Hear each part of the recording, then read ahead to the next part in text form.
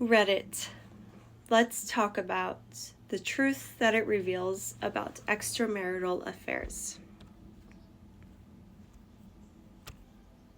I am Rebecca Salcedo. So, Reddit provides something that no other platform currently provides, and that is total and complete anonymity. You can imagine that with an ability to be 100% anonymous, we do experience the true inner thoughts and desires of the users of this platform. And considering that there is currently more than 1.2 billion active monthly users, we see a lot of different things on the Reddit platform. One of these things being the affair community.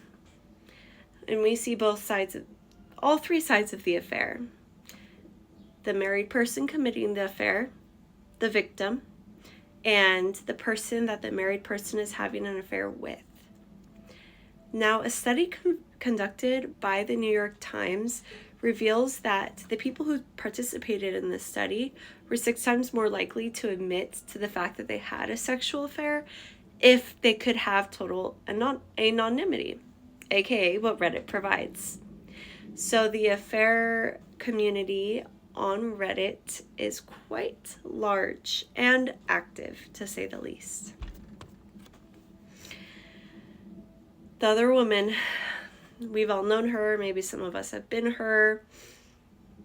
Apparently, according to the Other Woman subreddit, and a subreddit is a forum within the Reddit platform, one poster feels betrayed when her married partner has sex with his wife.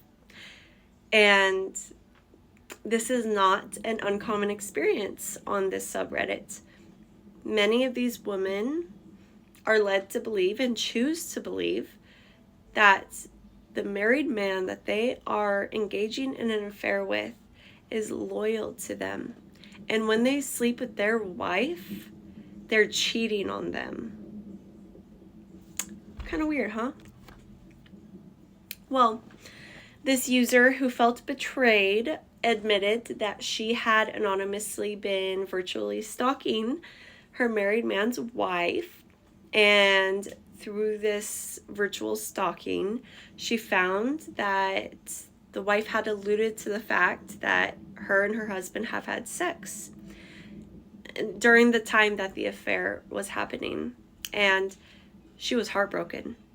She posted in the Other Women subreddit looking for support, advice. And among all the commenters, I saw a few themes. One being she was criticized for feeling hurt.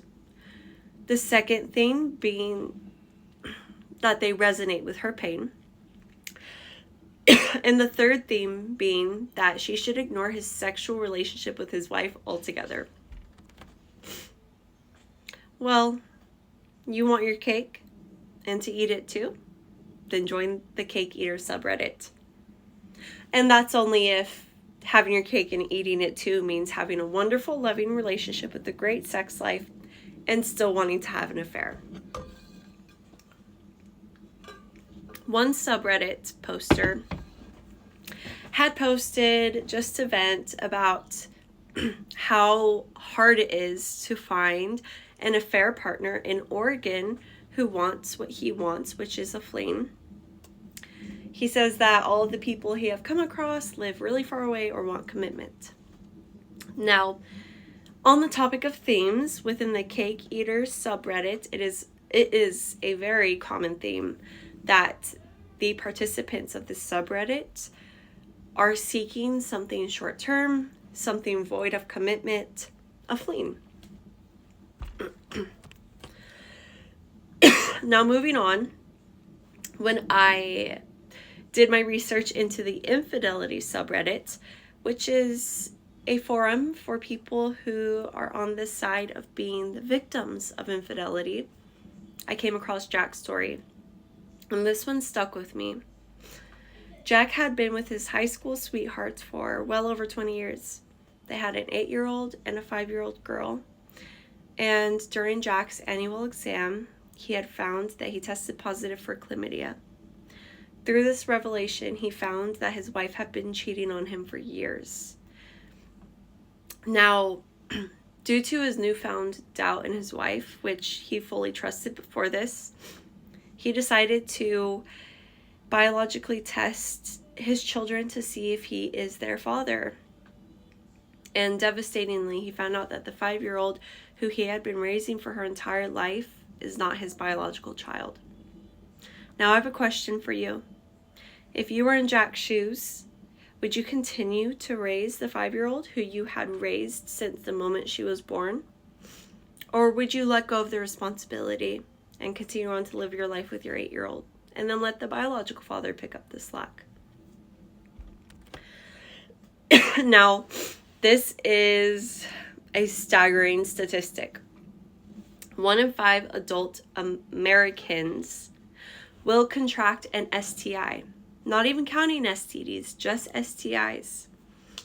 It is because of people like Jack and the anonymous posters on Cake Eater and the other women that Planned Parenthood urges those in monogamous relationships, even long-term monogamous relationships, even marriages, to receive STD and STI testing once a year. As we all know, untreated STDs and STIs such as AIDS, chlamydia, and HPV poses real threats to our health and well-being. It even poses the threat of losing our life or losing our fertility. You're not safe in the hands of a cheater. Now, here's a moral dilemma for you. Would you accept that somebody committed adultery if you are the one who's cheating? Or if you have cheated?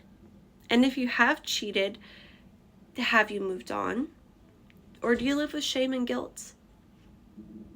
And do you believe that other cheaters should also move on or live with shame and guilt? Well, straight from the mouth of Jesus, he says that adultery is the only allowable sin in which can result in divorce.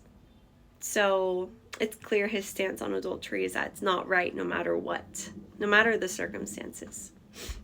But we do live in 2025, and the Bible was written a really long time ago. So let's consider a few other scenarios. What if your best friend cheated just one time? Maybe on a short-term boyfriend, or during her bachelorette party where she's not sure if she wants to marry the guy, or during a marriage where he's abusive or neglectful. What about a stranger who just passes by you? He cheats on his girlfriend, she cheats on her husband. Does that matter? Do you think that's wrong and they should feel shame? What if, as we often see in the subreddits of dead bedroom and medical dead bedrooms, the cheater has not had sex with his wife or her husband or same-sex partners in 10 plus years? What if the partner who is cheating has tried for those last 10 years therapy, hormone treatments, everything that is possible and unique to their spouse to instill a desire in their spouse to have sex with them, but their spouse is just not attracted to them? What if their libidos are vastly different, and that is something that can never be changed? What about then?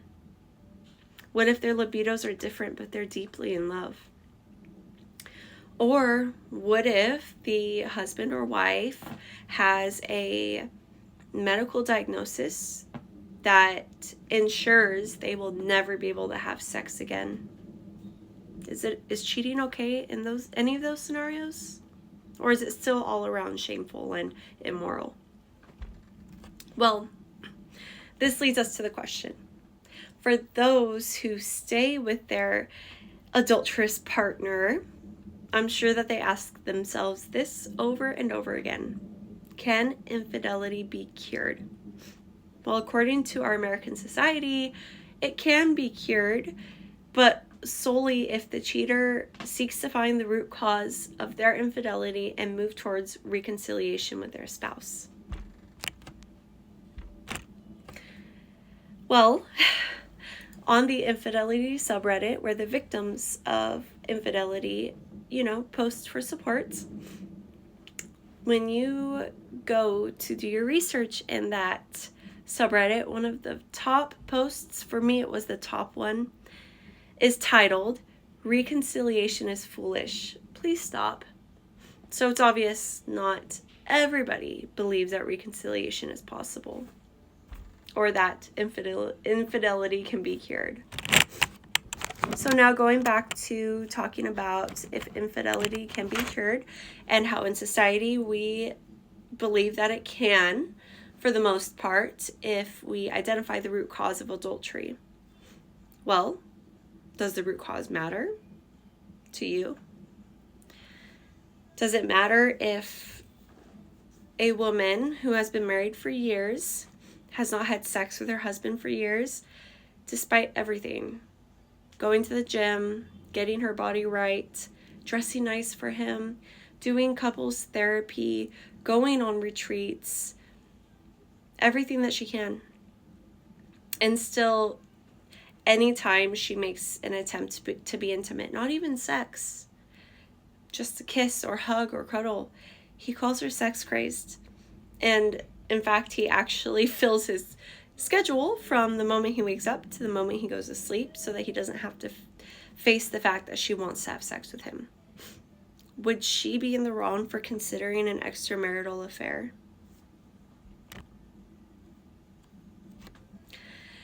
Reddit brings so much to our society, so much good, and I'm sure so much bad.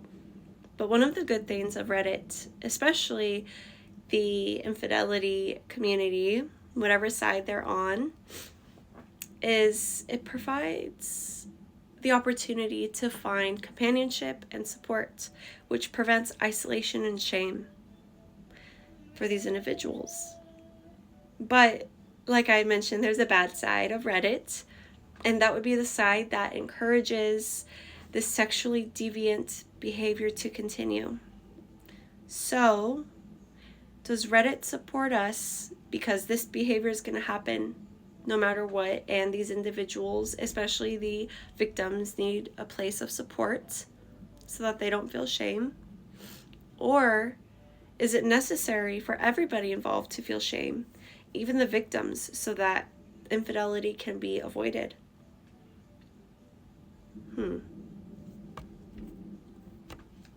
Well, I think we can all agree that Reddit is an anonymous virtual playground for all the freaks to come out and play. And, this begs the question, did you enjoy your peek into the lives of our society members who live in the shadows? Members that we have turned our backs to purposefully? And I encourage you to ponder on the fact when you're sitting at the bus, or you're walking down the grocery aisles, or even you're driving your car on your way to work.